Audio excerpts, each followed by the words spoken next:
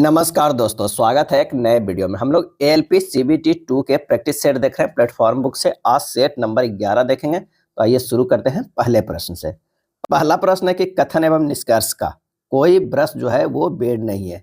अगर ये जो है ब्रश है तो कह रहा है ये बेड होगा। क्या ये बेड होगा? कोई ब्रश बेड नहीं है। कुछ टेबल जो है वो ब्रश है, कुछ टेबल जो है वो ब्रश है, तो ये हो जाएगा टेबल। क्या है? टेबल। अब निष्कर्ष पे आते हैं। कुछ टेबल बेड नहीं है, कुछ टेबल जो है वो बेड नहीं है, ये सही हो जाएगा। सभी बेड जो क्या है वो टेबल है, ये गलत हो जाएगा। इसका जो सही आंसर जो हो जाएगा, केवल निष्कर्ष एक अनुसरण कर रहा है। क्या है? एक अनुसरण कर रहा है। अगला प्रश्न है कि एक निश्चित कूट भाषा में सोल्ड को इस तरह लिखा जाता है, उसी कूट भाषा में टेस्ट को कैसे लिखा जाएगा? SOLD को लिखा जा रहा है OJH बाई। S से O गया है तो क्या कहेगा? -4, और O से J गया है ये -5 किया गया है, L से H किया गया है -4 किया गया है, और D से बाई किया गया है -5 किया गया है। तो हमें क्या करना है? टेस्ट को देखना है। क्या है? टेस्ट को। तो T से -4 करेंगे तो हमारा जो आएगा वो P आएगा। E से -5 करेंगे तो क्या हो जाएगा? Z होगा। S का -4 करेंगे तो O होगा, और T को -5 करेंगे तो O होगा। यानी एक बार -4 एक बार -5 करना है। इसका जो आंसर होगा वो कौन सा होगा? ए होगा। क्या है? ए होगा। नेक्स्ट है, दिए गए विकल्पों में किन दो चिन्हों को आपस में बदलने पर निम्नलिखित समीकरण जो है वो सही होगा। ये आपस में अगर हम बदलेंगे तो क्या होगा? तो ऑप्शन से देखते हैं। माइनस और प्लस को अगर चेंज करके देखते हैं तो क्या हो जाएगा? 14/2 + 15 - 3 × 6 = 4। इसे सोल्व कीजिएगा तो इधर भी 4 आ रहा है और इधर भी 4 है, यानी हमारा ऑप्शन ए ही सही हो रहा है। तो आंसर हमारा जो हो जाएगा वो ए होगा। दिए गए विकल्पों में से निम्नलिखित में से श्रृंखला से लुप्त संख्या का चयन करना है। 13 से -11 गया है, यानी ये कितना हो गया? -24 हो गया। क्या है? -24। 13 में अगर -24 करेंगे तो -11 होगा। और 11 से -35 गया तो ये भी -24 है। -35 से -59 गया तो ये भी -24 है, ये भी -24 है। तो आगे जो 83 से जाएगा ये भी -24 होगा, तो कितना होगा? -107 होगा। -83 -24 कितना? -107। आंसर जो हमारा हो जाएगा वो बी हो जाएगा। तेलुगु, उर्दू और कविता। कविता जो है वो तेलुगु में भी हो सकता है, उर्दू में भी हो सकता है। तो इसका जो सही आंसर जो हो जाएगा वो डी होगा। क्या है? डी होगा। अगला प्रश्न है, D2 ड्राइंग बोर्ड का क्या परिमाप है? D2 ड्राइंग बोर्ड का, और इसका जो सही आंसर होता है वो होगा बी। 700 × 500 × 15 mm होता है D2 ड्राइंग बोर्ड का साइज। इसे इंपेरियल साइज कहते हैं। क्या है? इसे इंपेरियल साइज कहते हैं। इस ड्राइंग बोर्ड का प्रयोग इंजीनियरिंग ड्राइंग कार्य में किया जाता है। अभी क्या क्या, एक D0 होता है, D1 होता है, D2 होता है, D3 होता है और D4 होता है। D0 का जो साइज होता है वो होता है 1500 × 1000 × 25। इसे कहा जाता है एंटी क्यूरियन। क्या है? एंटी क्यूरियन कहा जाता है। D1 की अगर हम बात करें तो ये 1000 × 700 × 25 होता है, ये डबल एलिफेंट कहा जाता है। D2 की अगर हम बात करें तो ये होता है 700 × 500 × 15, ये हुआ इंपेरियल। क्या है? इंपेरियल। D3 की अगर हम बात किया जाए तो ये 500 × 300 × 15 होता है, ये हाफ इंपेरियल। क्या है? हाफ इंपेरियल कहा जाता है। और D4 की अगर बात करें तो 350 × 250 × 15, ये हुआ क्वार्टर। क्या है? Quarter imperial. क्वार्टर इंपेरियल कहा जाता है, यानी इसका आंसर जो हो जाएगा वो बी हो जाएगा। अगला है, ड्राइंग शीट के चारों साइडों पर सेंटर मार्क करने को क्या कहते हैं? और इसका सही आंसर हो जाएगा ए, मार्जिन बोलते हैं। क्या बोलते हैं? मार्जिन बोलते हैं। ड्राइंग शीट के बाईं तरफ 20 मिलीमीटर से 30 मिलीमीटर तक तथा बाकी तीनों ओर 5 मिलीमीटर की दूरी पर मार्जिन रेखा खींची जाती है। अगर मान लिया कि ये ड्राइंग बोर्ड है, क्या है? ये ड्राइंग बोर्ड है, तो बाईं तरफ जो है वो थोड़ा सा ज़्यादा जो है चौड़ाई होता है 20 मिलीमीटर से 30 मिलीमीटर तक। अब बाकी सभी जगह जो होता है वो 5 मिलीमीटर तक होता है। क्या होता है? 5 मिलीमीटर तक होता है। इससे क्या कहते हैं? मार्जिन कहते हैं। अगला है, फ्रेंच कर्व का प्रयोग खींचने में होता है। इसका सही आंसर जो हो जाएगा वो हो जाएगा किसी भी तरह का वक्र का। क्या है? किसी भी तरह वक्र का। यह पारदर्शी प्लास्टिक अथवा सेल्यूलॉइड के बनी होती है। इसमें विभिन्न प्रकार के असमान वक्र जो है वो बने होते हैं। ट्रेन जिसकी गति दिया हुआ है 67.5 किलोमीटर पर घंटा, 9 सेकंड में एक खंभा और 29 सेकंड में एक प्लेटफॉर्म पार करती है। प्लेटफॉर्म की जो है वो लंबाई कितनी हो जाएगी? तो ट्रेन की चाल दिया हुआ है कितना, 67.5 किलोमीटर पर सेकंड। इसे मीटर पर सेकंड में बदल देते हैं तो 67.5 गुना 5/18 मीटर पर सेकंड है। अब प्लेटफॉर्म की लंबाई निकालना है, तो लंबाई निकालने के लिए 67.5 गुना 5/18 गुना 29 माइनस 9 कर देंगे, क्योंकि इतना सेकंड 9 सेकंड जो है एक खंभा में और 29 सेकंड एक प्लेटफॉर्म में पार करने में लगता है, तो ये घटा देंगे। जब इसे कैलकुलेट करेंगे तो 375 मीटर आ जाएगा। आंसर हमारा जो हो जाएगा वो बी हो जाएगा। ए 8 दिनों में काम कर सकता है, ए जो है वो 8 दिनों में कर सकता है, बी उसी काम को 12 दिनों में कर सकता है। सी यह काम कितने दिनों में पूरा कर सकता है? यदि वे तीनों मिलकर यह काम 3 दिनों में पूरा करते हैं। ए प्लस बी प्लस सी जो है वो मिलकर क्या करते हैं, 3 दिनों में पूरा करते हैं। अगर हम एलसीएम लिया जाए ताकि कुल कार्य निकल जाए तो कितना हो जाएगा, 24 होगा। इसका 3 क्षमता, इसका 2 क्षमता और इसका 8 क्षमता, यानी 8 माइनस हो जाएगा 3 प्लस 2, ये आ जाएगा किसका, सी का 1 दिन का कार्य। क्या है, 1 दिन का कार्य आ जाएगा। ये आ जाएगा कितना, 3 3 2 5 कितना, 3 आ जाएगा। अब कह रहा है कि सी यह काम कितने दिनों में पूरा करेगा? तो सी के जो क्षमता है कितना आ गया, सी का क्षमता जो है वो 3 के बराबर हो गया, ये आ गया। तो पूरा करने में लगा समय कितना होगा, तो 24/3 हो जाएगा, यानी 8 दिन। आंसर हमारा जो होगा वो ए होगा। अगला है, रेमू एक धनराशि का 10% सुषमा को देती है, शेष धनराशि को 20% रेखा को देती है, फिर शेष धनराशि को 50% सुरभि को देती है, फिर शेष धनराशि को 40% अवनी को देती है। अब यदि उसके पास 2700 की धनराशि शेष रहती है तो अब अवनी को कितनी धनराशि दी गई है? क्या है, अवनी को कितनी धनराशि दी गई है? यहाँ पर है कि मान लेना होगा कि रेमू के पास कुल कितनी आय है। रेमू के कुल आय जो है वो x है। अब x में जो वो क्या करता है कि 10% यानी 100 माइनस 10/100 वो किसे देती है, सुषमा को देती है। इसी तरह 100 माइनस 20/100 जो देती है वो रेखा को देती है 20, बाकी 50% सुरभि को देती है। तो गुना हो जाएगा 100 माइनस 50/100 सुरभि को देती है, फिर शेष धनराशि 40% अवनी को देती है। अब ये हो जाएगा कितना, 100 माइनस 40/100 ये जो है अवनी को देते हैं। अब बचा उसे कितना, टोटल 2700, क्योंकि x में से सब घटते चला गया तो अब बचा 2700। बस इसी को सोल्व कर दें, x गुना 9/10 गुना 8/10 गुना 1/2 गुना 3/5 बराबर 2700। x बराबर जो हो जाएगा कितना, 2700 गुना 1000 अब बटा 9 गुना 3 गुना 8 से काट पीट कीजिएगा, 1 2 5 0 0 आ जाएगा। अब अवनी को कितना राशि मिला, x तो टोटल इतना हुआ, अवनी को राशि जो है वो मिला, वो हमें देखना है। तो ये हो जाएगा कितना, 12500 गुना 9/10 गुना 8/10 गुना 50/100 गुना 40/100, इसे सोल्व कीजिएगा तो ये आएगा 1800। क्या है, 1800। आंसर हमारा जो हो जाएगा वो सी हो जाएगा। क्या है, सी हो जाएगा। नेक्स्ट प्रश्न है, एक वस्तु का विक्रय मूल्य उसके लागत मूल्य से 20% अधिक अंकित किया जाता है। लागत मूल्य से 20% अधिक अंकित किया जाता है। यदि 1% छूट देने के बाद भी दुकानदार को 8% का लाभ अर्जित करता है तो x का जो है वो मान क्या होगा? अब लागत मूल्य जो है वो कितना है, 100 रुपया। अंकित मूल्य उस पर कितना किया गया, 20% अधिक किया गया, यानी 120 किया गया। 8% लाभ के हुआ, क्या है, 8% जो है लाभ अर्जित करता है। तो 8% कितना में, जितना पर लागत पे, यानी 108 रुपया में वो बेचता है, यानी यही हमारा जो है विक्रय मूल्य भी हो जाएगा। तो छूट कितना हुआ, छूट जो हुआ 120 में से 108 तो उसे बेचना ही है तभी लाभ होगा, तो यानी ये 12 रुपया का, 12 रुपया का जो लाभ हुआ कितना में हुआ, 120 में, क्योंकि छूट कितना पे निकलेगा, जितना पे वो अंकित मूल्य है। तो 12 गुना 100/120 करेंगे तो ये आ जाएगा 10%। तो आंसर हमारा कितना हो जाएगा, डी हो जाएगा। लागत 100 रुपया है, अंकित मूल्य उसे 20% ज्यादा लिखा है, 120 रुपया। 8% लाभ भी कमाना है, तो कितने पे लाभ होता है, मेन पे लाभ होता है, यानी लागत पे। तो 108 रुपया हो गया। अब 108 रुपया में जो हो गया यही विक्रय मूल्य हो गया, इस 108 में बेचा है और अंकित मूल्य किया 120 रुपया। तो छूट कितना दे रहा है, कह रहा है 1% के छूट देने के बाद कितना छूट दे रहा है, 120 में हमें छूट निकालना है। अगला है, एक व्यंजक दिया हुआ है उसका मान निकालना है, ये बोर्ड मास है। आप इसे सोल्व कर लीजिएगा। पहले रेकरिंग का इसे सोल्व कर देते हैं। ये हो जाएगा कितना 41 माइनस 4 बटा 90 हो जाएगा, और ये जो हो जाएगा वो 37 बटा 99 हो जाएगा। क्या है 37 बटा 99 हो जाएगा।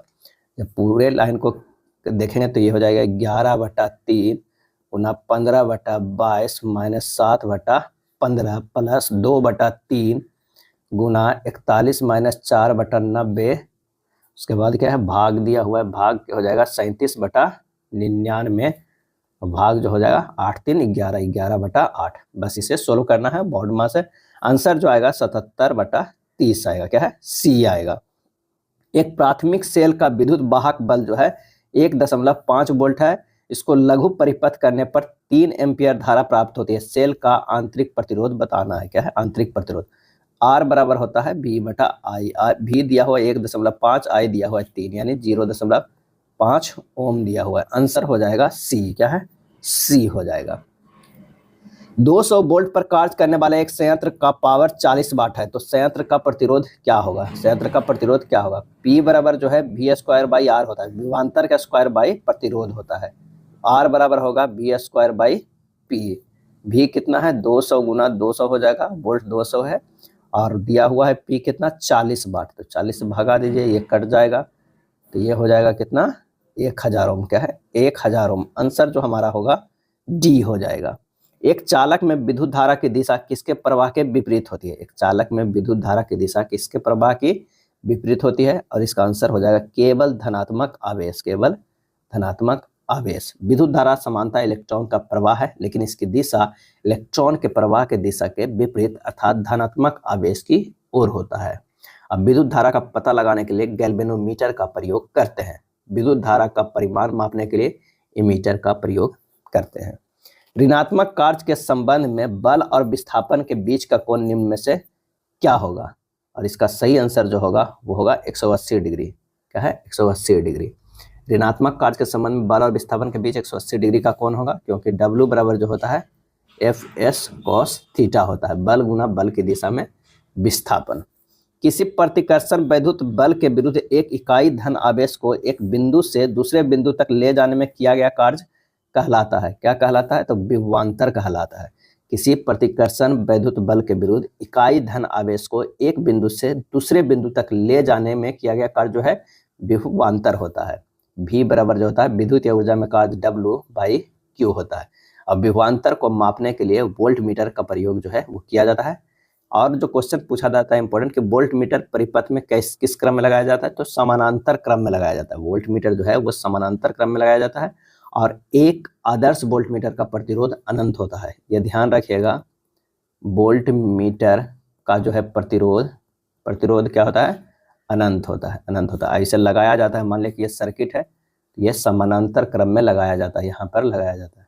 यानी अगर ये R है तो V जो है इसमें वोल्टेज नापना है, तो V जो है समानांतर में लगाया जाता है। आदर्श वोल्ट मीटर का प्रतिरोध जो है वो अनंत होता है। क्या है? अनंत होता है।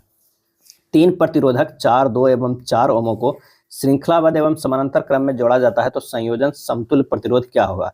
तो अगर श्रृंखला में जोड़ा जाए, श्रृंखलाबद्ध में जोड़ा जाए तो 4 + 2 + 4 हो जाएगा, यानी 10 ओम हो जाएगा। ऑप्शन एक ही में है। आंसर जो हमारा जो हो जाएगा वो ए हो जाएगा। अगर ये समानांतर क्रम में जुड़ा जाए तो 1/r बराबर होगा 1/4 + 1/1 प्लस हो जाएगा कितना? ये होगा 1/4, ये 4 हो जाएगा, तो 1 + 4 + 1 4 2 6 हो जाएगा, यानी 6 बटा जो है वो क्या हो जाएगा? यहाँ पर कितना 1 2 ओम है, यहाँ 2 हो जाएगा, यहाँ पर 2 आएगा, 2 2 4 आएगा, 4/4 ये 1 ओम आएगा, यानी 1 ओम हो जाएगा। आंसर जो हमारा है 10 ओम और 1 ओम आएगा। अगला प्रश्न है कि एक पिंड U वेग से ऊपर की ओर फेंकी जाती है। क्या है? U वेग से ऊपर की ओर फेंकी जाती है। पिंड को अपने उच्चतम स्थिति तक जाने में लगा समय कितना लगेगा? तो मान लिया कि कितना लगेगा, यहाँ पर देख लीजिए कि V बराबर फॉर्मूला था U - GT, ऊपर फेंका जा रहा है तो -G लग रहा है। अब V जो उच्चतम स्थिति तक जाएगा तो क्या होगा? U जो है वो V जो है 0 हो जाएगा, U - GT हो जाएगा। U बराबर जो है हमारे पास फार्मूला GT आ गया। अब पूछ रहा है समय, तो T बराबर U/G हो जाएगा। तो आंसर जो हमारा हो जाएगा कौन सा? A हो जाएगा।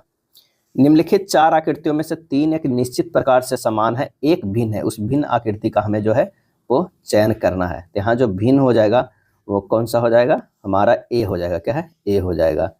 क्यों हो जाएगा, आकृति ए को छोड़कर अन्य सभी आकृतियों को बाहर और अंदर वाला चिन्ह अलग अलग भुजाओं पर है, जबकि आकृति ए का चिन्ह एक ही जो है वो भुजा पर। यहाँ देखिए अलग भुजा अलग भुजा, अलग अलग अलग अलग, लेकिन यहाँ जो है दोनों एक ही पे है। रनवे हवाई जहाज से उसी प्रकार संबंधित है जिस प्रकार ट्रैक खाली स्थान से संबंधित है। सही जवाब हो जाएगा एथलीट। क्या है, एथलीट। हवाई जहाज रनवे पे दौड़ता है और ट्रैक पे एथलीट दौड़ते हैं। उस विकल्प का चयन कीजिए जिसका तीसरी संख्या से वही संबंध है जो क्या है, संख्या दूसरी संख्या से का पहली संख्या से संबंध है। यहाँ पर एक दूसरे के संबंध देखना है। तो 9 से 181 कैसे गया ये देखना है। अगर 9 के स्क्वायर करते हैं तो कितना हो जाएगा, 9 9 81, और प्लस 10 के स्क्वायर करते हैं तो क्या हो जाएगा 100, यानी 81 प्लस 100 कितना हो जाएगा 181, यानी 9 और 10। अगर इसके 14 को देखते हैं तो सबसे पहले 14 के स्क्वायर करेंगे तो कितना हो जाएगा, ये हो जाएगा 14 का स्क्वायर 200, जो हो जाएगा 196 हो जाएगा 14 का स्क्वायर। प्लस क्या हमें देखना है 15 के स्क्वायर, एक उससे ज़्यादा का, तो ये हो जाएगा 225, यानी 196 और 225 की अगर बात करें तो 9 2 11 12 के 2 3 4 421। आंसर जो हमारा हो जाएगा वो डी हो जाएगा। जो दिया है उसका स्क्वायर प्लस 1 बढ़ाकर स्क्वायर करते हैं, यानी 14 का स्क्वायर प्लस 15 का स्क्वायर। निम्नलिखित श्रेणी में प्रश्नवाचक चिन्ह के स्थान पर कौन सी संख्या आएगी, यहाँ कौन सी संख्या आएगी। तो 27 से 28 गया है, प्लस 1 किया गया है। 28 से 55 गया, सीधे 27 का अंतर है। 55 से 180 सीधे 125 का अंतर है। और 180 से अब कितना जाएगा हमें ये देखना है। तो ये तो 27 से 28 एक आता था, तो 1 के स्क्वायर भी कर सकते हैं या क्यूब भी कर सकते हैं, एक ही होगा। अब अगला में 27 का अंतर है, तो 27 जो है वो क्या है 3 के क्यू है। और उसके बाद क्या है 125 का अंतर है। 125 को देखते हैं तो 5 के क्यू है, यानी 1 के क्यू 3 के क्यू 5 के क्यू। तो अगला बार जो होगा वो 7 के क्यू होगा। 7 के क्यू जो होता है 343 होता है। तो 180 या प्लस 343 जोड़ देंगे तो 3 8 4 12 के 2 3 4 1 5 523 आ जाएगा। आंसर जो हमारा होगा वो डी हो जाएगा। दिए गए समीकरण को संतुलित करने के लिए किन दो चिन्हों को परस्पर बदला जाना चाहिए। अब चिन्ह को क्या है बदलना होगा, ऑप्शन में देख के कोई एक ऑप्शन रखिए और फटाफट चेक कीजिएगा, तभी हमारा जो है सही आंसर आएगा। यहाँ हम डी रखते हैं तो हमारा जो बदल कर आएगा वो क्या होगा 14 - 7 × 2 + 9 भाग 3 बराबर 3। जब इसे सोल्व कीजिएगा तो इधर भी 3 आएगा और इधर भी 3 है, तो संतुष्ट करेगा। आंसर होगा डी। ड्राइंग शीट के नीचे दाईं तरफ बॉटम राइट में क्या बनाया जाता है। अगर मान लिया कि ये ड्राइंग शीट है तो नीचे और दाहिने तरफ जो ये बना रहता है उसे क्या बोलते हैं, इसे बोलते हैं क्या है, इसका बोलते हैं शीर्षक कक्ष। क्या है, शीर्षक कक्ष बोलते हैं, यानी शीर्षक ब्लॉक भी बोलते हैं। और इसका जो साइज होता है वो होता है 185 mm गुना 65 mm होता है। SP 46 2003 के अनुसार नीचे चित्र में दिखाया गया संकेत कौन सी पाइप फिटिंग को दर्शाता है। और इसका जो सही आंसर हो जाएगा वो L1 90 का हो जाएगा। क्या है, L1 90 का। आप देख लीजिए यहाँ 90 डिग्री पे है और ये दोनों तरफ लगा हुआ है तो वो है L1 90 डिग्री।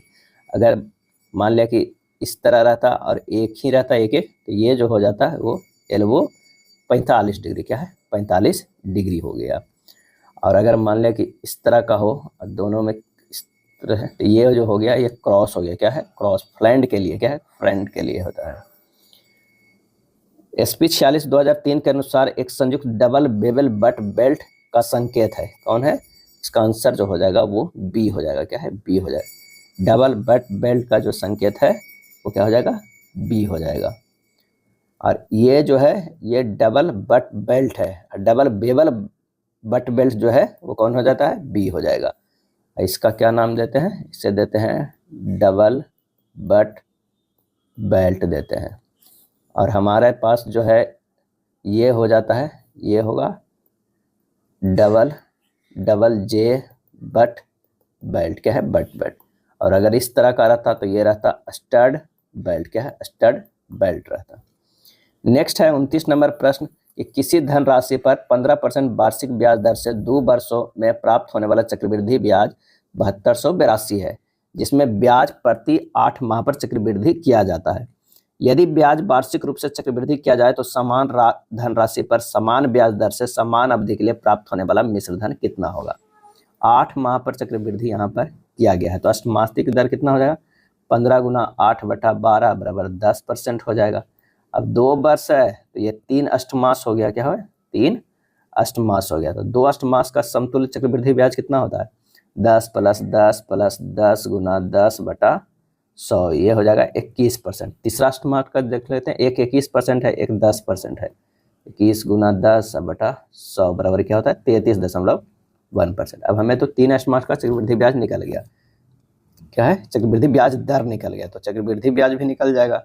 चक्रवृद्धि ब्याज बराबर हो जाता है कितना मूलधन गुना 33.1/100, क्योंकि यही हमारा ब्याज दर आया है। अब हमारे पास चक्रवृद्धि ब्याज दिया हुआ है 7282, तो मूलधन हमें निकल जाएगा गुना 33.1/100। इससे अगर हम मूलधन निकालेंगे तो ये हो जाएगा 22,000, क्या है 22,000। अब कह रहा है कि दर 15% वार्षिक ब्याज समय जो है वो 2 वर्ष हो, क्या है वार्षिक ब्याज रूप में चक्रवृद्धि किया जाए तो समान धनराशि पर समान ब्याज दर समान अवधि के लिए प्राप्त होना क्या है, तो दर जो है वो 15% ही है और समय 2 वर्ष है। तो मिश्रधन यहाँ पर निकल जाएगा, यहाँ पर जो है मिश्रधन निकलेगा, मिश्रधन बराबर हो जाएगा 22,000 गुना 100 + 15 बटा क्या हो जाएगा 100 के स्क्वायर कर देना है, बस इतना करेंगे तो ये हो जाएगा 29,095, क्या है 29,095, क्योंकि दर 15% है जो शुरुआत में दिया हुआ है और समय 2 वर्ष। तो आंसर हमारा कौन सा हो जाएगा, वो हो जाएगा ए, 29 का कौन सा ए हो जाएगा। 18,236 की राशि को जो है ए, बी और सी के बीच इस प्रकार विभाजित किया जाता है कि ए और बी के हिस्से का अनुपात 4:7 है तथा बी और सी के हिस्से का अनुपात 5:6। ए और सी के हिस्सों के बीच का अंतर जो है वो कितना होगा, यानी ए अनुपात बी बराबर दिया हुआ है 4:7, बी अनुपात सी दिया हुआ है 5:6।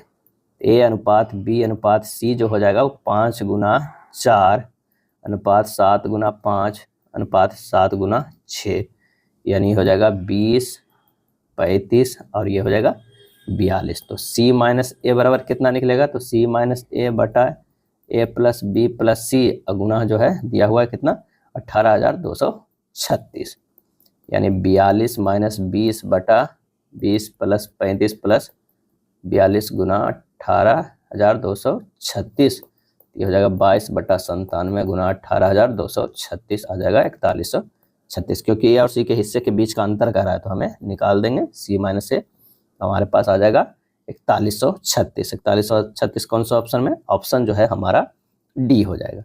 3 संख्याओं का जो है अनुपात 5:7:9 है और उनका लघुत्तम समावर्त है 1260। तो सबसे बड़ी और सबसे छोटी संख्या का जो है अंतर ज्ञात करना है। तो सबसे बड़ी यहाँ जो है 9 है और सबसे छोटी 5 है, लेकिन यहाँ 5x 7x और 9x का एलसीएम कर लेते हैं।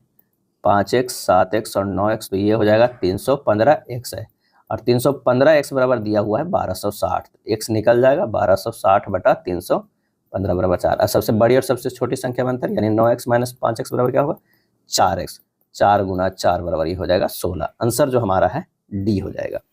एक व्यापारी 4500 प्रति शर्ट की दर से 2 शर्ट बेचता है। यदि वह एक पर 20% का लाभ अर्जित करता है और दूसरे पर उसे 40% की हानि होती है, उसका कुल हानि प्रतिशत कितना होगा। अब 2 शर्ट का कुल विक्रय मूल्य कितना है, तो 4500 गुना 2 बराबर 9,000। 2 शर्ट का क्रय मूल्य क्या हो जाएगा, क्रय मूल्य हो जाएगा 4500 गुना 100 बटा 120 प्लस 4500 गुना 100 बटा क्या हो जाएगा 60। कह रहा है कि यदि वह एक पर 20% का लाभ अर्जित करता है दूसरे पर 40% की हानि होती है, तो बस हमें क्रय मूल्य निकालिए 2 शर्ट का क्रय मूल्य।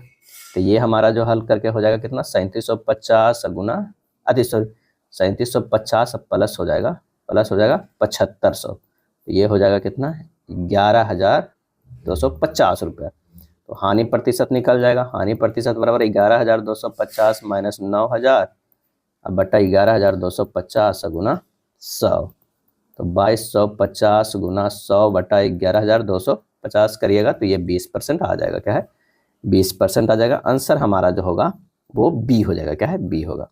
9 सेंटीमीटर त्रिज्या वाले एक ठोस धातु के गोले को पिघलाया जाता है और उसे 9 सेंटीमीटर आधार व्यास वाले एक शंकु में ढाला जाता है। शंकु की ऊंचाई कितना होगा, तो दोनों का जो है क्या करना है आयतन को इक्वल करना है। शंकु का आयतन बराबर जो है वो गोले का आयतन, तो 1/3 पाई r² h बराबर 4/3 पाई r1 के क्यूब, 1/3 गुना 9/2 गुना 9/2 गुना h बराबर 4/3 गुना 9 गुना 9 गुना 9। तो h बराबर जो होगा 4 गुना 9 गुना 2 गुना 2, 144 सेंटीमीटर होगा। कितना? 144 सेंटीमीटर। आंसर जो हमारा होगा ए होगा। उत्प्लावी बल निर्भर करता है, उत्प्लावी बल निर्भर करता है तो विस्थापित तरल के भार पर। क्या है? विस्थापित तरल के भार पर निर्भर करता है। यह आर्किमिडीज का जो है वो सिद्धांत होता है। यदि 1 किलोग्राम जो है के पिंड की गति ऊर्जा 200 जूल है तो उसका वेग क्या होगा? 200 जूल है तो वेग क्या होगा? m दिया हुआ है 1 kg और काइनेटिक एनर्जी जो दिया हुआ है गति ऊर्जा 200 जूल होता है। तो हाफ mv² बराबर 200 दिया हुआ है तो v बराबर जो हो जाएगा कितना? √200 गुना 2 m कितना है? तो m जो है वो 1 के दिया हुआ है। तो ये हो जाएगा 20 मीटर पर सेकंड। आंसर हमारा जो हो जाएगा ए होगा। बर्फ का घनत्व जो है x ग्राम पर सेंटीमीटर क्यूब है तथा पानी का घनत्व 22 ग्राम पर सेंटीमीटर क्यूब है। जब m ग्राम बर्फ पिघलती है तो इसके आयतन में कितना परिवर्तन होता है? इसका जो परिवर्तन होता है, अगर बर्फ का घनत्व x बराबर है m/v और आयतन v क्या होगा? m/x। m ग्राम बर्फ पिघलने पर m ग्राम ही पानी बनेगा तो पानी का आयतन y बराबर क्या होगा? m/v। तो ये हमारा हो जाएगा v, ये पानी का v डैश बराबर कितना हो जाएगा? m/y। अब आयतन में परिवर्तन v डैश माइनस v यानी m/y माइनस जो है mx हो जाएगा। m कॉमन ले लीजिए, 1/y माइनस 1/x हो जाएगा। आंसर जो हमारा हो जाएगा कौन सा? तो 36 के जी हो जाएगा। पानी का अधिकतम घनत्व कितने डिग्री सेंटीग्रेड पे? 4 डिग्री सेंटीग्रेड पर होता है और 0 से 4 डिग्री सेंटीग्रेड तक गर्म करने पर पानी जो है वो सिकुड़ता है और 4 डिग्री सेंटीग्रेड से ऊपर जाने पर ताप 0 डिग्री सेंटीग्रेड सी से नीचे जाने पर पानी जो है वो फैलता है। क्या है? फैलता है। निम्न में से कौन सा कथन गुरुत्वाकर्षण बल के संदर्भ में सही है? कौन सा कथन? तो गुरुत्वाकर्षण बल जो है क्रिया प्रतिक्रिया युग्म है। क्या है? क्रिया प्रतिक्रिया युग्म है। अगला है, कोई स्वतंत्र रूप से गिरती हुई वस्तु अपनी चाल के प्रथम, द्वितीय एवं तृतीय डैश डैश nवें सेकंड की दूरियां तय करती है। हमें ये बताना है कि क्या हो जाएगा। तो इसका आंसर जो होगा समानांतर श्रेणी बनाती है। क्या है? समानांतर श्रेणी। किसे? अगर dn बराबर जो होता है u प्लस a/2 2n-1 होता है nवें सेकंड में पिंड द्वारा तय की गई दूरी। अगर 1वें सेकंड में देखते हैं d1 तो 0 प्लस g/2 इंटू 2 इंटू 1-1 कितना होगा? हाफ g होगा। d2 की अगर हम बात करें तो 0 प्लस g/2 2 गुना 2 माइनस 1 बराबर होगा 3/2g। इसी तरह d3 की अगर हम बात करें तो 0 प्लस g/2 2 इंटू 3-1 बराबर ये हो जाएगा 5/2g। इसी प्रकार आगे होंगे तो अगर हम देखते हैं d1 अनुपात d2 अनुपात d3 अनुपात dn बराबर ये हो जाएगा 1:3:5:n। इस तरह तो किसी स्वतंत्र रूप से गिरते हुए पिंड के द्वारा प्रथम, द्वितीय, तृतीय और nवें सेकंड में तय की गई दूरी से समानांतर श्रेणी जो है वो निर्माण होता है। आंसर हमारा जो हो जाएगा ए। किसी पिंड पर एक बड़ा बल थोड़े समय के लिए क्रियाशील है, आरोपित आवेग निम्न में से किसमें परिवर्तन के बराबर होगा? और इसका सही आंसर हो जाएगा संवेग। क्या है? संवेग। यदि कोई बड़ा बल F किसी सूक्ष्म समय dt के लिए कार्यरत है तो आरोपित आवेग जो होगा I बराबर जो होगा F dt होगा, यानी dp/dt इंटू dt होगा। ये I बराबर जो हो जाएगा dp के बराबर, यानी संवेग में परिवर्तन होगा। क्या है? संवेग में परिवर्तन, यानी mv माइनस mu होगा। आंसर हमारा जो है वो 20 होगा। क्या है? बी होगा। अगला प्रश्न है कि 20 मीटर पर सेकंड के एक समान वेग से गतिमान एक कार एक ब्रेक लगाने पर यह 10 मीटर दूरी चलकर यह विराम में आ जाती है। यानी यहाँ पर जो है u दिया हुआ है कितना? 20 मीटर पर सेकंड। s बराबर दिया हुआ है 10 मीटर। क्या है? तो फार्मूला होता है v बराबर u प्लस at।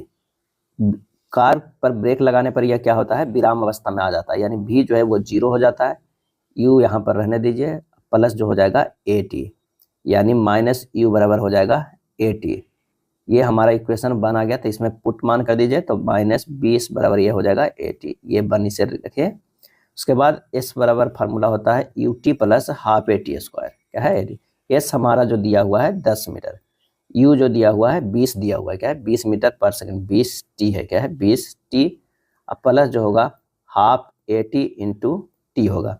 80 के जगह पर जो है हमारा मान रख देना है ये वाला, तो 20t plus half into -20 into t, जब इसे काटेंगे तो -10 में कटेगा, यानी 20t माइनस 10t हो जाएगा। क्या है?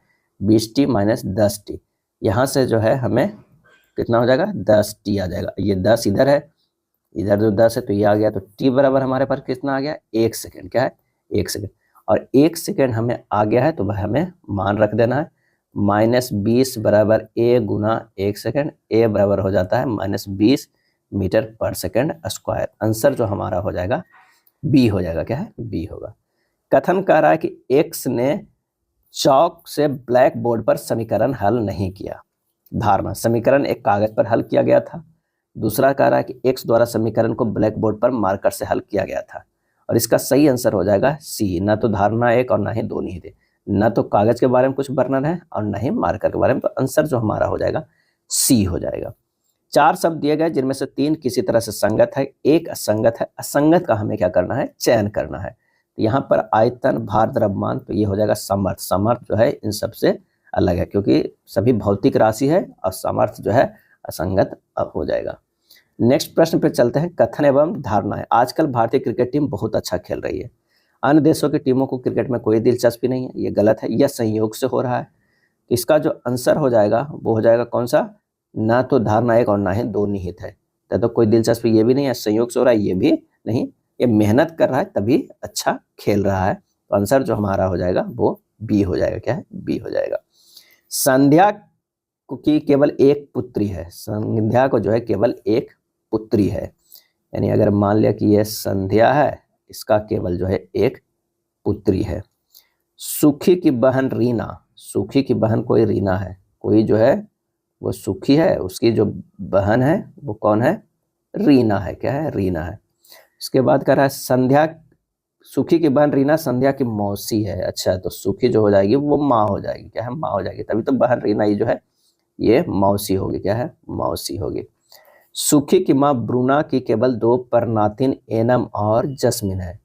सुखी की माँ ब्रूना, यानी इसकी जो है माँ हो जाएगी कौन है? ब्रूना। ब्रूना की केवल 2 परनातिन है, एनम और जैसिन, यानी इसकी पुत्री जो हो जाएगी एक जैस्मिन या कोई एना होगा, और एक जो होगा एनम होगा। क्या है? ये जो रीना से होगा। क्या है? रीना से। अब कह रहा है कि ये तभी होगा जब इसकी कोई मतलब ये यहाँ पर बेटी होगी। क्या है? बेटी होगी तब।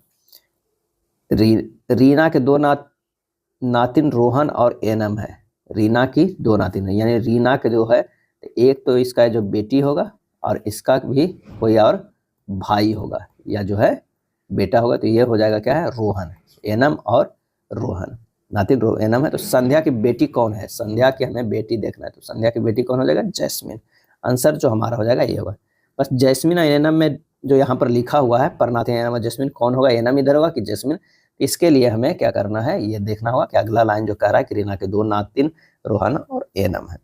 अगला है यदि कूट भाषा में इसे इस तरह लिखा जाता है, उसी कूट भाषा में इसे कैसे लिखा जाएगा? तो SKIRT को लिखा गया है MECLN से। यहाँ पर देख रहे हैं S से M गया है -6 है, K से E गया -6 है, I से -6, R से L -6, T से N ये भी -6, सब -6 है। तो ब्लाउज को ही -6 करेंगे तो B से -6 करेंगे तो B होगा, L से -6 F होगा, O से -6 I होगा, U से -6 O होगा। तो हमारा जो आंसर मिल रहा है वो कौन सा मिल रहा है? वो मिल रहा है डी में। क्या है? डी में। हैचिंग रेखाएं किस कोण पर झुकी होती है? तो वो झुकी होती है 45 डिग्री पे। क्या है? 45 डिग्री कोण पे झुकी है। अगर मान लिया कि ये लाइन है तो यहाँ से हम लोग इस तरह हैचिंग लाइन देते हैं। क्या है? इस तरह ये 45 डिग्री पर झुकी होती है। केंद्र रेखा के रूप में निम्न में से कौन सी रेखा प्रयोग किए जाते हैं? कौन सी रेखा केंद्र रेखा में? इसका जो आंसर हो जाएगा वो ए हो जाएगा। क्या है? ए। अगर मान लिया कि इस तरह का कोई वृत्त हो, यहाँ से जो देते हैं वो केंद्र रेखा इस तरह का देते हैं, आंसर हमारा ए होगा। 192 डिग्री का कोण जो है 192 डिग्री का कोण, इसका आंसर जो हो जाएगा वो रिफ्लेक्स कोण है। क्या है? रिफ्लेक्स कोण। यह कोण 180 डिग्री से अधिक लेकिन 308 डिग्री से कम मान होता है, उसे क्या बोलते हैं? रिफ्लेक्स कोण बोलते हैं। चक्रवृद्धि ब्याज की समान दर वार्षिक रूप से संयोजित पर निवेश की गई एक धनराशि 4 वर्षों में इतना, 8 वर्षों में इतना हो जाती है, तो वह धनराशि जो है वो कितनी है? माना कि धनराशि क्या है? P है। अब P इंटू 1 + R/100 के पावर 4 बटा P इंटू 1 प्लस आर बटा 100 के पावर 8 बराबर कितना हो जाएगा 10,800 बटा 32,400। जब इसे हल करेंगे तो ये हमारा हो जाएगा 1/1 प्लस आर बटा क्या हो जाएगा 400 बटा 4 बराबर 400 नहीं होगा, r/100 पावर 4 बराबर क्या हो जाएगा 1/3 हो जाएगा। क्या है 1/3 हो जाएगा, यानी 1 प्लस आर बटा 100 के पावर 4 बराबर कितना हो जाएगा 3 हो जाएगा। तो इसे सोल्व करते हैं। p इंटू 1 प्लस आर बटा 100 के पावर 4 बराबर कितना 10,800 आता है। तो यानी p अगुना ये कितना हो गया 3 बराबर 10,800। तो p बराबर आ जाएगा 10,800 बटा 3 बराबर 3600। क्या है 3600। आंसर जो हमारा होगा वो बी होगा। इस तरह के थोड़ा सा आसान होगा, क्या हो जाएगा बी, ये 3600 हो जाएगा। अगला है x³ plus 5x² minus 2x minus 24 का एक शून्यक जो है वो 2 है। एक शून्यक 2 है तो अन्य शून्यक हमें ज्ञात करना। पावर 3 में है तो 2 अन्य शून्यक होगा, और एक शून्यक अगर 2 है तो x माइनस 2 एक व्यंजक जो होगा वो गुणनखंड में होगा। x माइनस 2 इक्वल टू 0, तो x बराबर 2 जो है वो दिया हुआ है। तो ये क्या हो जाएगा, एक तो गुणनखंड दिया हुआ है, यानी x³ plus 5x² minus 2x minus 24 को हम लिख सकते हैं x माइनस 2, एक तो गुणनखंड है ही, तो इसमें अगर भागा देंगे तो ये आ जाएगा कितना x² प्लस 7x प्लस 12 आ जाएगा। इसे गुणा कीजिएगा तो हमें यही प्राप्त होगा। तो इसे और तोड़ दीजिए, x माइनस 2 तो ये है ही, x² प्लस 7x प्लस 12 को तोड़ सकते हैं x प्लस 3 और x प्लस 4 में। एक और जो आएगा -3 -4 आएगा। आंसर जो हमारा हो जाएगा बी होगा। क्या है बी हो जाएगा। यदि साइन ए बराबर कॉस बी, जहाँ ए और बी एक न्यून कोण है, तो ए प्लस बी का मान जो क्या होगा, ए प्लस बी का मान जो होगा वो 90 डिग्री होगा। आंसर हमारा कौन सा हो जाएगा सी। क्या है सी हो जाएगा। अगला प्रश्न है ए, बी और सी की आयु का अनुपात 2:3:4 है। उनकी आयु का योग 108 है और 12 वर्ष बाद उनकी आयु का अनुपात जो है वो क्या होगा, यानी 2x 3x और 4x अनुपात में है, और सबको ये जोड़ देंगे तो कितना हो जाएगा 108 के बराबर। तो 9x बराबर कितना हुआ 108, x बराबर जो है 12। अब कह रहा है कि उनकी आयु का 12 वर्ष बाद उनकी आयु का अनुपात क्या हो जाएगा। तो 12 वर्ष बाद आयु का जो अनुपात हो जाएगा, वर्तमान में तो अनुपात रख दीजिए, 12 दूनी 24 अनुपात 36 अनुपात 48 हो गया। तो 12 वर्ष बाद क्या होगा 24 प्लस 12 हो जाएगा, अनुपात 36 प्लस 12 हो जाएगा, अनुपात 48 प्लस 12 हो जाएगा। तो ये हो जाएगा कितना 36 प्लस 48 प्लस सॉरी अनुपात हो जाएगा ये 60 होगा। तो ये हो गया कितना 3:4:5। आंसर जो हमारा है वो ए होगा।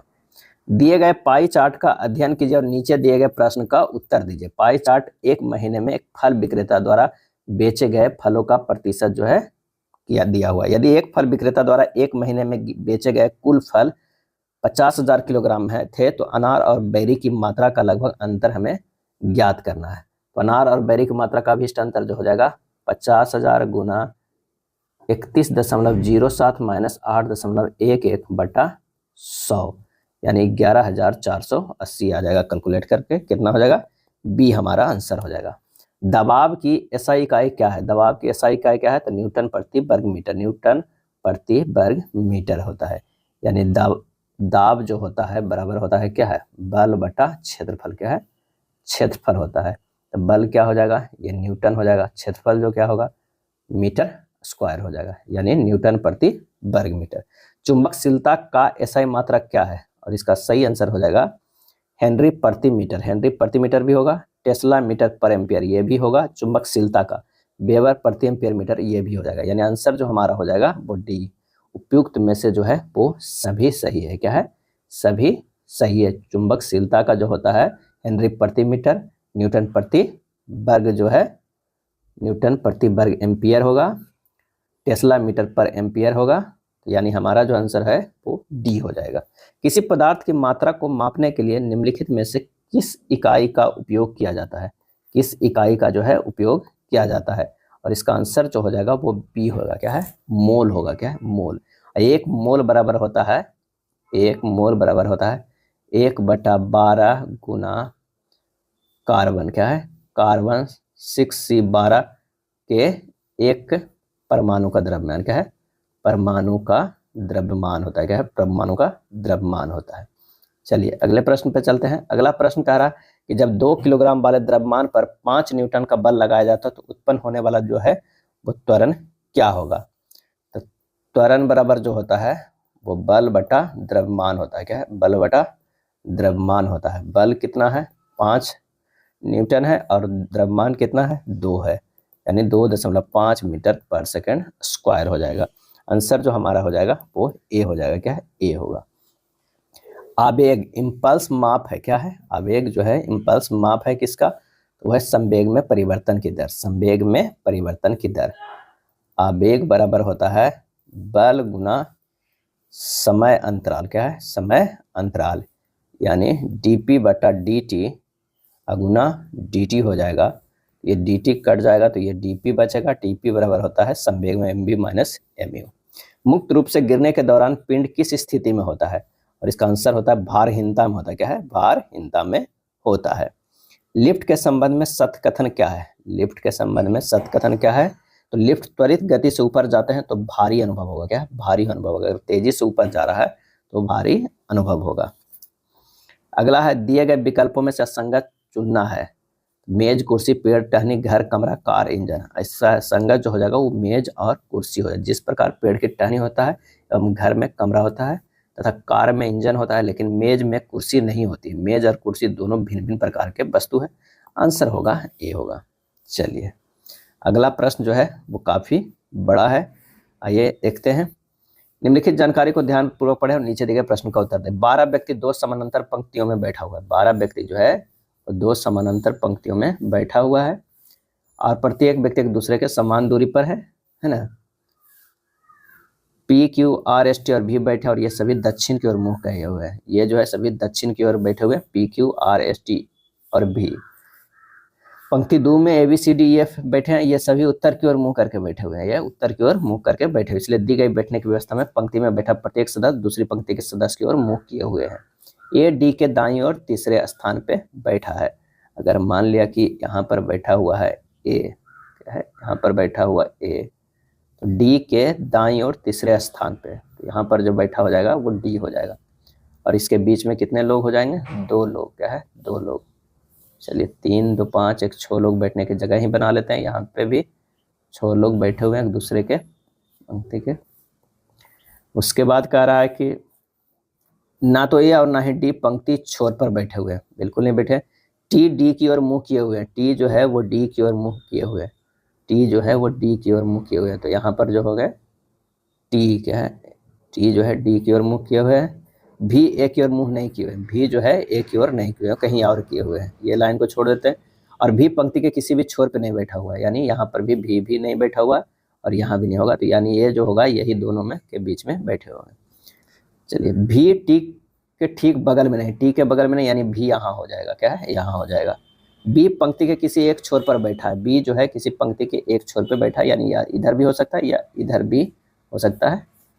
उसके बाद कह रहा है कि बी और ई के बीच केवल 2 व्यक्ति है। बी और ई के बीच में केवल 2 व्यक्ति है। तो अगर हमें देखना है तो इधर और इधर कहीं भी हम बैठा सकते हैं। चलिए आगे बढ़ देखते हैं। ई भी की ओर मुंह नहीं किए बैठा हुआ है, तो हमें 2 व्यक्ति है, तो यहाँ पर ई बैठा होगा, बी की ओर नहीं बैठा होगा, तो यहाँ पर तो बी होगा नहीं, बी यहीं पर होगा। आर और क्यू के बीच 2 व्यक्ति बैठे हैं। आर और क्यू के बीच जो है वो 2 व्यक्ति बैठे हैं। आर और क्यू के बीच में 2 व्यक्ति बैठे हुए हैं, तो यहाँ पर जो हो जाएगा आर और यहाँ पर हो जाएगा क्यू। आर टी के ठीक बगल में नहीं बैठा है, टी के बगल में नहीं बैठा है। सी भी की ओर मुंह किए हुए है। सी जो है वो भी की ओर मुंह किए हुए, तो यहाँ सी भी की ओर मुंह किए हुए नहीं बैठा हुआ है। पी आर के ठीक बगल में बैठा नहीं है। जब सारे प्रश्न को पढ़ें तो रेंज होगा, यहाँ पर डी है तो ये हो जाएगा सी, यहाँ पर हो जाएगा एफ, यहाँ पर हो जाएगा पी, टी तो है ही, और यहाँ जो बच गया वो एस हो जाएगा। प्रश्न में पूछ रहा है टी और एस के बीच कितने सदस्य बैठे हैं। टी और एस के बीच में 2 सदस्य बैठे हुए। आंसर हमारा जो हो जाएगा वो ए हो जाएगा। अगला प्रश्न है दी गई जानकारी को ध्यानपूर्वक पढ़िए और उससे संबंधित प्रश्नों को उत्तर दीजिए। 8 लोग एक वृत्ताकार क्षेत्र में इस प्रकार बैठे हैं, उनके बीच का अंतराल बराबर है, लेकिन जरूरी नहीं कि उनका क्रम यही है। उनमें से कुछ के मुख केंद्र की ओर है, कुछ का केंद्र की ओर विपरीत दिशा की ओर है। समान दिशा में मुख करके बैठने का अर्थ है कि यदि कोई पहला केंद्र की ओर मुख करके बैठा है तो अगले का भी मुख केंद्र की ओर ही होगा, और उल्टा बैठा हुआ है विपरीत दिशा मुख करके बैठने का अर्थ है कि यदि पहले व्यक्ति का मुख केंद्र की ओर होगा तो अगले केंद्र के बाहर की होगा। और यह स्टेटमेंट देना है, इससे हमें जो है 8 लोगों को बैठने के क्रम को ध्यान रखना है। सबसे पहले तो है 8 लोगों को बैठने का जो है हम लोग जगह बना लेंगे कि 8 लोगों को में बैठाना है। उसके बाद एक एक स्टेटमेंट को पढ़ेंगे। एम एस के दाईं ओर तीसरे स्थान पे बैठा हुआ है। अगर मान लिया कि एम जो बैठा हुआ है और वो है एस के दाईं ओर तीसरे स्थान पे पर बैठा, जिसका मुख केंद्र की ओर है, यानी मुख जो है वो क्या है, केंद्र की ओर है। एम एस के दाईं ओर तीसरे स्थान पर जिसका मुख केंद्र की ओर है, मुख का केंद्र का जो है वो एस का है, क्या है, एस का है। एम के बारे में जो है वो बाहर होगा, क्या है, बाहर होगा। एम के विपरीत बैठे हुए व्यक्ति का मुंह एम के मुंह की दिशा में है, यानी एम के जो विपरीत बैठा हुआ है एम की ओर है, यानी ये जो हो जाएगा एम के मुंह की दिशा में, यानी बाहर है, क्या है, बाहर है। ये जो है कोई विपरीत दिशा में बैठा हुआ। एन एम के दाईं ओर दूसरे और क्यू के बाईं ओर दूसरे स्थान पे बैठा है। एन की बात कहा जा रहा है, एन हो जाएगा यहाँ पर और इसका मुख जो हो जाएगा अंदर की ओर। टी और ओ के बीच 3 लोग बैठे हैं। टी और ओ के बीच जो है वो 3 लोग बैठे हैं। ओ का मुख केंद्र की ओर है। ओ का मुंह जो है, ओ का मुख केंद्र की ओर नहीं है। अगर मान ले कि वो यहाँ है, वो केंद्र के बाहर है, तो यहाँ पर जो हो जाएगा हमारा टी हो जाएगा। इन दोनों के बीच में बैठा हुआ और टी का मुंह भी हो जाएगा कहाँ, केंद्र हो रहा होगा, केंद्र से बाहर। एन पी और आर का पड़ोसी नहीं है। एन जो है टी पी और एन का, यानी पी और आर का पड़ोसी नहीं है। पी का मुंह उसी दिशा में जिस दिशा में क्यू का है, क्या है, क्यू का है। तो यहाँ जो हो जाएगा पी और यहाँ जो हो जाएगा वो क्यू होगा, बाहर हो जाएगा। एम और एन के बीच कौन बैठा हुआ है, एम और एन के बीच जो बैठा हुआ है वो टी होगा। आंसर जो हमारा हो जाएगा ए होगा। एग्जाम में ये सब प्रश्न काफी टाइम टेकन है, थोड़ा सा केयरफुल होके बनाइएगा। अगला है कथन एवं निष्कर्ष का। सभी पक्षी कौवे हैं, सभी ब्लॉक जो है भवन है, यानी ये हो जाएगा पक्षी, क्या है, पक्षी, सभी पक्षी जो हो जाएगा और ये जो हो जाएगा कौवे, क्या है, कौवे। सभी पक्षी कौवे हैं और सभी ब्लॉक जो है भवन है, ये होगा ब्लॉक और ये हो जाएगा भवन, क्या है, भवन। कुछ पक्षी ब्लॉक है, कुछ पक्षी जो है वो ब्लॉक है, गलत है। कुछ कौवे पक्षी है, सही है। आंसर जो हमारा हो जाएगा वो कौन सा हो जाएगा, ये 64 का जो हमारा हो जाएगा वो हो जाएगा, देखिए यहाँ पर केवल निष्कर्ष जो है सेकेंड अनुसरण कर रहा है, कौन सा, बी। आंसर हमारा हो जाएगा बी। ए जो एफ का बेटा है, ए जो है वो क्या है, एफ का बेटा है कि शादी बी से हुई है, इसकी शादी बी से हुई है, यानी ए जो है वो पति पत्नी है। जिसका बी से हुए, जिसका भाई सी है, इसका जो है वो भाई है, क्या है, सी है।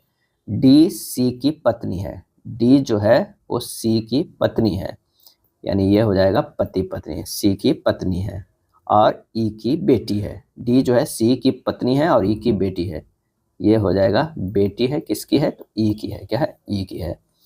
ई एफ का पति है, ई जो है एफ का पति है, यहाँ भी पति पत्नी है। ई जो है पॉजिटिव है और ई जो है एफ जो है निगेटिव है।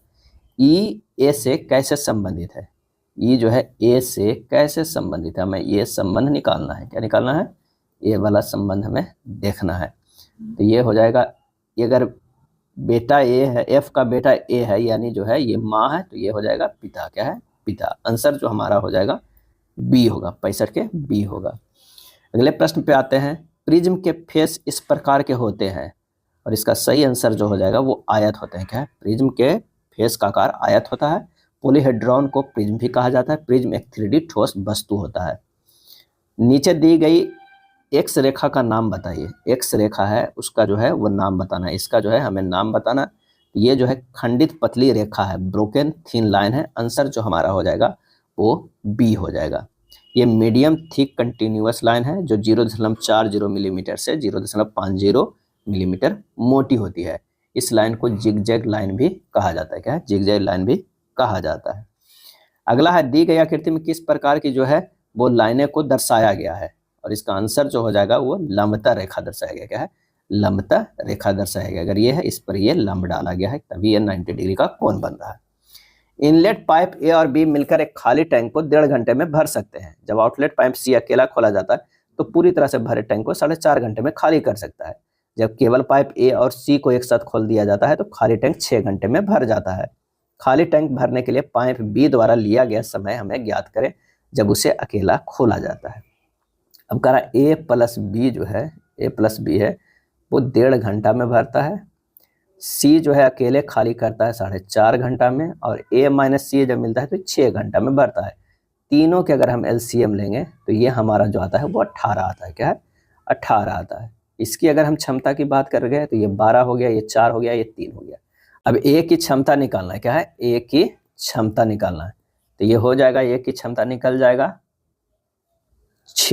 4 प्लस 3, अगर ये जोड़ देंगे ए माइनस सी प्लस सी जोड़ देंगे तो हो जाएगा ये जो हमारा क्या है कट जाएगा, तो ए का क्षमता निकल जाएगा। दोनों के जोड़ दिए तो 4 प्लस 3 यही हो गया, ये 7 आ गया। क्या है?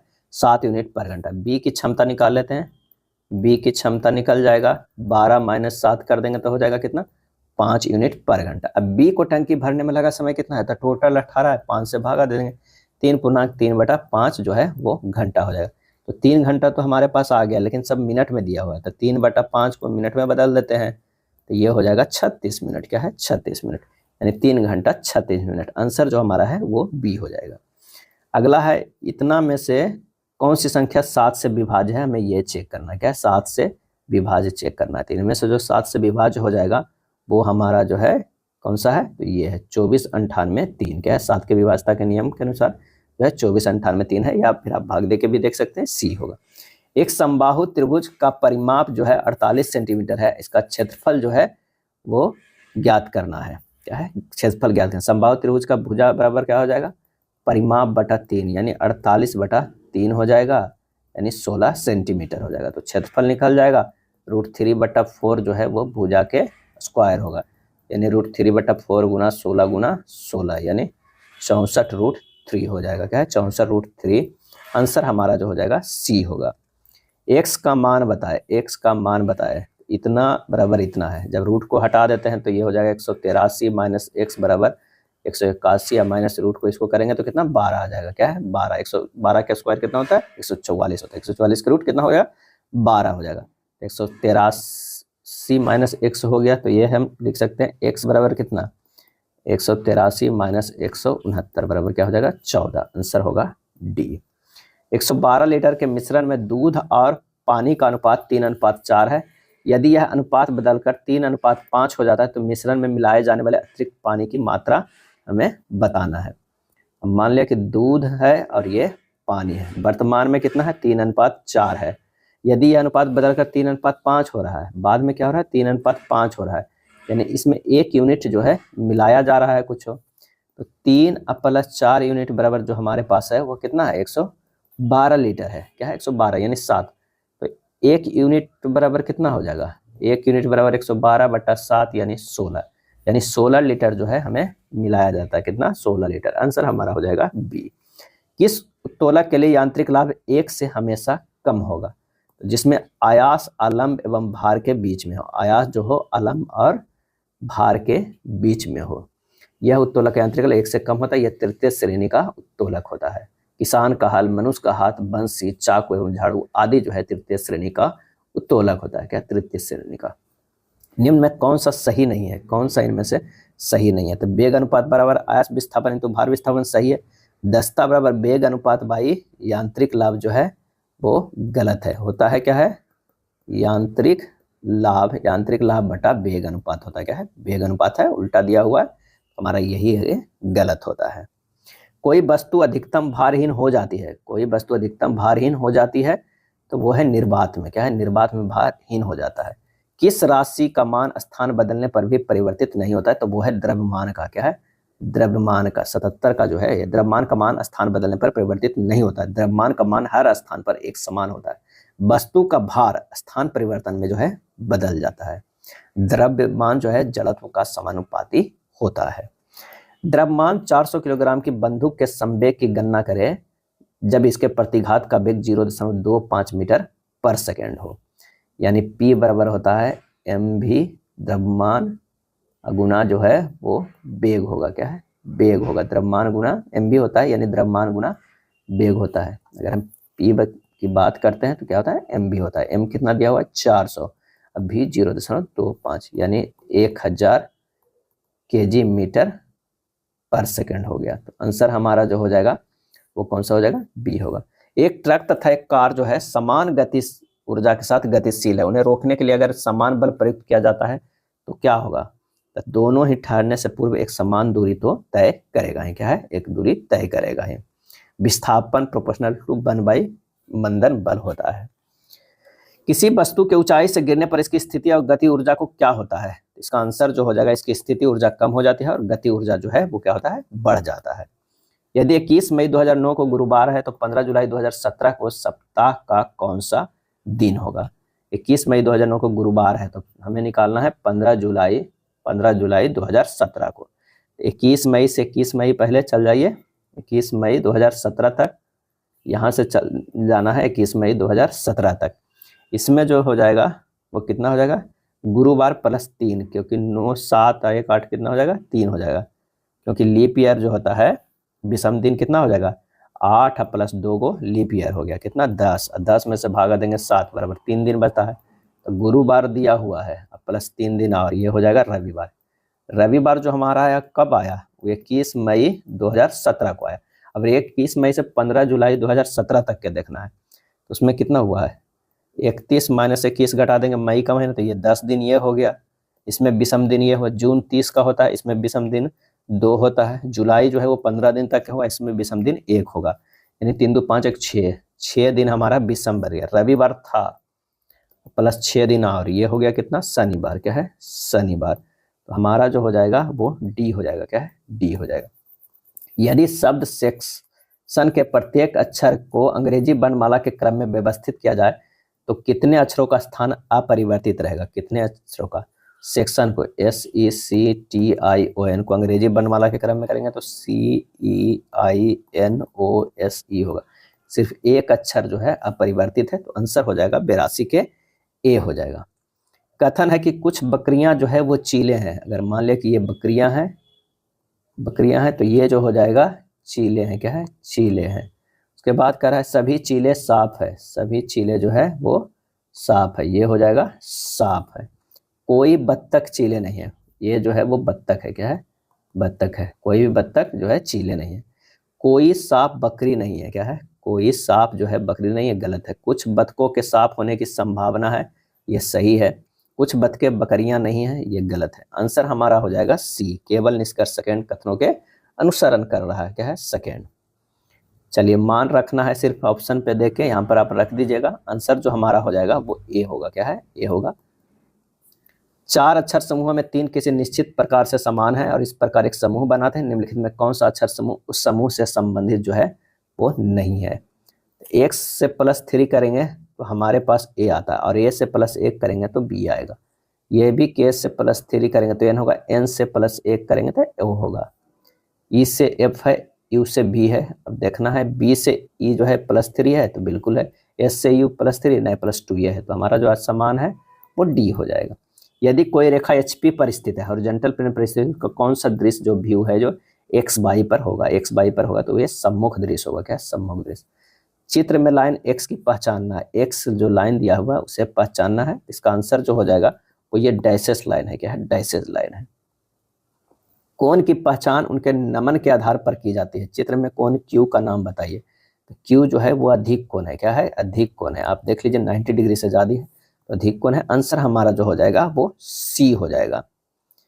30√3 सेंटीमीटर विकर्ण वाले घन को पिघलाकर घनाभ बनाने पर उसकी ऊंचाई कितनी होगी? यदि घनाभ की लंबाई घन की भुजा के बराबर है, घनाभ की चौड़ाई 15 सेंटीमीटर है, तो पहले क्या करना है? घन का विकर्ण निकालना है। विकर्ण, यदि घन का विकर्ण दिया हुआ है 30 क्या है? √3 दिया हुआ है, और √3 है बराबर 30√3, क्योंकि घन के विकर्ण बराबर √3 होता है। ए निकल गया यहाँ से 30 सेंटीमीटर। अब घनाभ का आयतन बराबर होता है घन का आयतन। क्या है? घन का आयतन, यानी 30 × 15 × h बराबर 30 × 30 × 30। तो h बराबर होता है 30 × 30/15, ये हो जाएगा 60 सेंटीमीटर। क्या है? 60 सेंटीमीटर। आंसर जो हमारा है वो सी है। निम्नलिखित का वर्गमूल ज्ञात करना है। एक दिया हुआ है, उसका वर्गमूल हमें ज्ञात करना है। जब इसे हम क्या करते हैं? तोड़ते हैं तो ये हो जाएगा x² - 2 × x × 7 + 7 के स्क्वायर। इसमें टूट गया कुछ भी, वही चीज़ को हम लिखें और इसे तोड़ेंगे तो x² + 2 × x × 3, 3 दूनी 6 × और प्लस 3 के स्क्वायर, बस इसी का हमें वर्गमूल निकालना है। तो इसे लिख सकते हैं x माइनस 7 के स्क्वायर और x प्लस 3 के स्क्वायर लिख सकते हैं। क्या है, x माइनस 7 के स्क्वायर, x प्लस 3 के स्क्वायर, स्क्वायर स्क्वायर हटा देंगे, ये x माइनस 7 हो जाएगा, x प्लस 3 हो जाएगा। आंसर हमारा कौन सा आ जाएगा, सी आ जाएगा। क्या है, सी। 6 अंकों की ऐसी छोटी से छोटी और बड़ी से बड़ी संख्या धनात्मक संख्याओं का योग ज्ञात कीजिए जो केवल 0, 4, 6 अंकों से बनी हो और इनमें से प्रत्येक अंक कम से कम एक बार तो आना ही चाहिए। 6 अंकों के एक छोटी से छोटी और बड़ी से बड़ी धनात्मक संख्याओं का योग ज्ञात करना है। तो 0, 4, 6 अंकों का प्रयोग कर प्रत्येक अंक में कम से कम एक बार आए। तो सबसे बड़ी 6 अंकों की संख्या क्या हो जाएगा, 6, 6, 6, 6, 4, 0 हो जाएगा। क्यों, क्योंकि कम से कम एक बार आना है। तो ज़्यादा वाला जो कर देते हैं 6, 6, 6 वाला वो उसे पहले रख लेते हैं, फिर लास्ट में जो है सेकंड लास्ट 4 और 0 रख देते हैं। सबसे छोटी अंकों की संख्या कितना होगा, 4 से शुरू करेंगे, 0 से शुरू तो कर नहीं सकते हैं, और बीच में जो है वो 0 दे देते हैं, कितना 5, 4 को, उसके बाद एक लास्ट में 6 दे देंगे। सबसे छोटा तो हमारा यही हो जाएगा और दोनों को हमें योग करेंगे तो 10, 66, 64, 6 बचेगा। आंसर जो हमारा हो जाएगा कौन सा होगा, ये होगा। बस प्रश्न को अच्छे से पढ़ना है, इसी अंकों से बनी होनी चाहिए। 3, 12, 4, 6, 8, 5, 4 जो है मैं आंकड़ों में बहुलक कौन सा है, जो सबसे ज़्यादा बार आया, तो ये 1 बार 2 बार आया। 4 जो है वो सबसे ज़्यादा बार आया है, यानी हमारा ए आंसर हो जाएगा। tan 100, tan 125, tan 100, tan 125 का मान ज्ञात करना है। यहाँ पर जो हो जाएगा tan अल्फा प्लस बीटा बराबर होता है tan alpha plus tan beta बटा 1 minus tan alpha into tan beta. Alpha बराबर 100 डिग्री और बीटा बराबर जो है 105 डिग्री रखना है। तो tan 100 प्लस 125 डिग्री बराबर जो हो जाएगा tan 100 degree plus tan 125 degree बटा 1 minus tan 100 degree into tan 125 degree. तो ये हो जाएगा tan जो है कितना 225 डिग्री बराबर हो जाएगा tan 100 degree plus tan 125 degree, अब बटा हो जाएगा 1 minus tan 100 degree into tan 125 degree. तो ये हो जाएगा, इसे लिख सकते हैं tan 180 डिग्री प्लस 45 डिग्री, इसको लिख सकते हैं कितना tan 45 डिग्री लिख सकते हैं, बराबर जो है इसके बराबर हो जाएगा। क्या है, इसके बराबर। tan 45 डिग्री का मान क्या होता है, 1 होता है। तो 1 minus tan 100 degree into tan 125 degree बराबर हो जाता है tan 100 degree plus tan 125 degree हो गया। इसका मान 1 हो जाएगा, इधर क्या दोनों को बराबर कर दिया। प्रश्न में कह रहा है tan 100 plus tan 125 plus tan 100 degree into tan 125, तो बस इसे कर दीजिएगा तो मान जो हमारा हो जाएगा 1 के बराबर, यानी आंसर सी हो जाएगा। चलिए अगला है 60 सेंटीमीटर क्यूब द्रव का अपेक्षित घनत्व 1.4 है, जिसे 40 सेंटीमीटर क्यूब के किसी द्रव जिसका अपेक्षित घनत्व 0.8 है मिश्रित करते हैं। मिश्रण का जो है हमें क्या करना है, घनत्व निकालना है। तो मिश्रित घनत्व जो विलयन का घनत्व होगा क्या होगा, ρV1 प्लस ρ2 V2 बटा V1 प्लस V2। बस मान रख दिए 60 गुना 1.4 प्लस 40 गुना 0.8 बटा 100, 84 प्लस 32 बटा 100 यानी 116 बटा 100, 1.16 ग्राम पर सेंटीमीटर क्यूब हो जाएगा। आंसर हमारा होगा ए। जब एक तांबे का टुकड़ा और दूसरा जर्मेनियम का टुकड़ा दोनों कमरे के ताप से 80 केल्विन तक ठंडे किए जाते हैं तो क्या होता है, तो तांबे का प्रतिरोध घटता है एवं जर्मेनियम का जो है वो बढ़ता है। तांबे का प्रतिरोध घटता है और जर्मेनियम का जो है वो घटता है।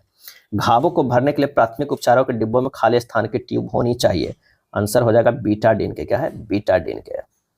और सोफ्रामाइसिन त्वचा रोगों के लिए जो है उपयोगी होता है। पेनिसिलिन प्रमुख प्रतिजैविक है जो जीवाणु के विरुद्ध कार्य करता है। एस्प्रिन प्रमुख एंटीसेप्टिक और एंटीपायरेटिक है। जीवाश्म ईंधन कोयला और पेट्रोलियम किस प्रकार के संसाधन है, तो ये जो है वो समाप्य और गैर नवीकरणीय है। ग्रीन हाउस प्रभाव में निम्न गैसों के प्रत्यक्ष योगदान को बढ़ता हुआ सही क्रम जो है वो क्या है, तो वो है ओजोन, मीथेन, कार्बन डाइऑक्साइड और जल वाष्प। क्या है, जल वाष्प है, यानी आंसर जो हमारा हो जाएगा ए हो जाएगा। एक सॉफ्टवेयर प्रोग्राम है जो प्रयोगकर्ताओं को वर्ल्ड वाइड वेब तक पहुंचने और नेविगेट करने की अनुमति देता है, तो वह है ब्राउजर। क्या है, ब्राउजर। निम्नलिखित ब्राउजर भी है, कौन कौन सा है, तो एक तो था इंटरनेट एक्सप्लोरर जो फिलहाल बंद हो गया है। एक है मोजिला। क्या है, मोजिला फायरफॉक्स, मोजिला फायरफॉक्स, एक ओपेरा, क्या है ओपेरा, एक एप्पल का जो है APPLE, एप्पल्स का जो है वो क्या है सफारी, एप्पल्स का सफारी है।